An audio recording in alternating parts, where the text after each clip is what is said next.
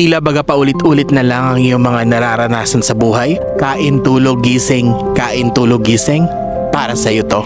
This is part 13 of Life Lesson out of 30. Are you working to live or are you living to work?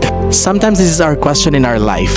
Here are the 3 things that you need to know that you are not living anymore. Number 1, you measure your work through your worth. Kahit tapos na yung trabaho mo pero yung utak mo nasa work pa rin. Take note, your work is not your entire identity. Number 2, you sacrifice your life for productivity. Yung tipong hindi mo na maalala kung kailan yung last time na naging masaya ka pero walang guilt. Your work will replace you in one day, but your life cannot. Number 3, you feel trapped to a never-ending cycle. Ang tanong, kailan ka titigil? Kailan ka talaga mabubuhay? You don't owe your entire life to a paycheck. You deserve happiness. Alin ba ang mas mahalaga sa'yo? Trabaho o ang mabuhay? Balancing life is actually a success. Answer this. Are you living to work or are you working to live? Comment down below.